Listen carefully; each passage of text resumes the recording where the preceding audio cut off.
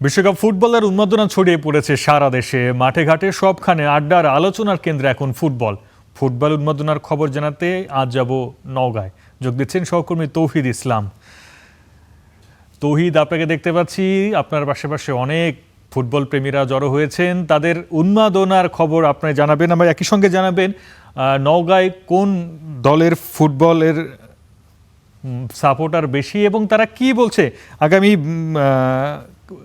আগামীকাল আর্জেন্টিনার খেলা আছে, এই খেলাকে ঘিরে আর্জেন্টিনার সমর্থকদের উন্মাদনা কেমন দেখছেন, জানাবেন বিস্তারিত।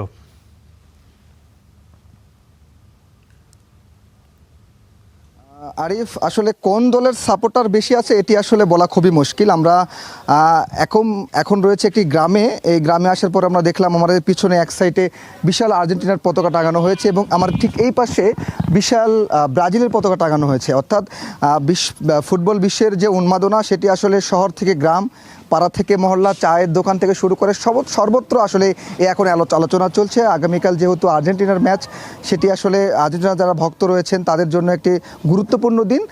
তারা বলছে যে তারা যেহেতু এই শুরুতে 3 গোলে জয় পেয়েছে অনেক বড় ব্যবধানে, তাদের দলের যে প্রাণভ্রমরা মেসি হ্যাটট্রিক করেছে, সামনের যে ম্যাচ সেটিও আসলে খুব ভালো খেলবে তারা প্লেয়াররা এবং তারা জয় ছিনিয়ে আনবে, এমনটি কিন্তু আর্জেন্টাইন যারা সমর্থক রয়েছে তারা কিন্তু বলছেন। আমরা কথা বলবো এখানে, আপনার সঙ্গে জানতে চাই যে আসলে 22-এ আপনাদের দল চ্যাম্পিয়ন হয়েছে, 26-এ আসলে খেলা দেখে কি মনে করছেন? এই চ্যাম্পিয়নের যে তকমা সেটিকে আসলে ধরে রাখবে, কি মনে করেন আপনি? জি, আমরা 22-এ চ্যাম্পিয়ন হয়েছি, ওয়ার্ল্ড চ্যাম্পিয়ন হয়েছি।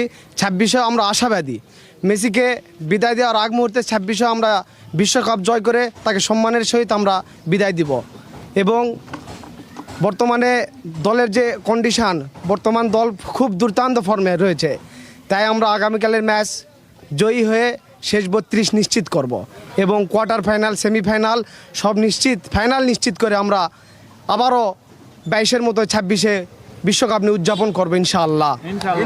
ধন্যবাদ। এবং আরিফ, আপনি শুনলেন আসলে আর্জেন্টাইন যারা সমর্থক রয়েছে তারা আসলে বলছেন যেহেতু এটি আসলে মেসির শেষ বিশ্বকাপ, অর্থাৎ এই বিশ্বকাপের যে ট্রফি, বিজয় ট্রফি, সেটি আসলে মেসিকে তুলে নেবে হাতে এবং অবসরের যে বিদায় সেটি হয়তো তারা করবে। এবং আমি যেখানে দাঁড়িয়ে আছি ঠিক সামনের দিকে একটি বড় স্ক্রিন টাঙানো হয়েছে এবং সেখানে খেলা দেখা হয়। আমরা একটু ব্রাজিল যারা সমর্থক রয়েছে তাদের সঙ্গে কথা বলতে চাই।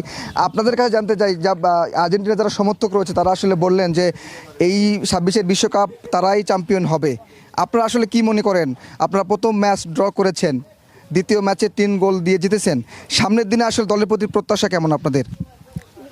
আমি আশা করি যে সামনের দিনে আমরা অবশ্যই ভালো কিছু করব, কারণ আগেরবার 2022 সালে আর্জেন্টিনা আমরা দেখছি মানে শুরুটা খুব ভালোভাবে তাদের হয়নি, তারপরে তারা কাপ নিয়েছে।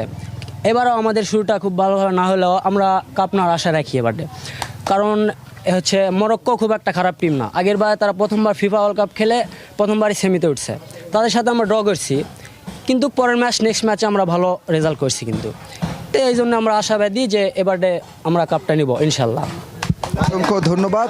এবং আমরা ব্রাজিল আর্জেন্টিনা দুই পক্ষের সঙ্গে আসলে কথা বললাম, তারা আসলে সবাই চ্যাম্পিয়ন হওয়ার যে দৌড়ে তাছাড়া সবাই প্রিয় দলকে এগিয়ে রাখছে। আমরা মনে করি যে আসলে যারা ভালো খেলবে তারাই আসলে এবারের চ্যাম্পিয়ন হবে। তো আরিফ, এমনটি ছিল আমার কাছে নওগাঁ থেকে। ফুটবলের যে উন্মাদনা সেটি আসলে সারা দেশের মতো নওগাঁতেও, নওগাঁর যারা খেলা দেখেন, খেলাপ্রেমী, তারাও আসলে এই উন্মাদনার সাথে গা ভাসিয়েছে। আরিফ, ধন্যবাদ তৌহিদ।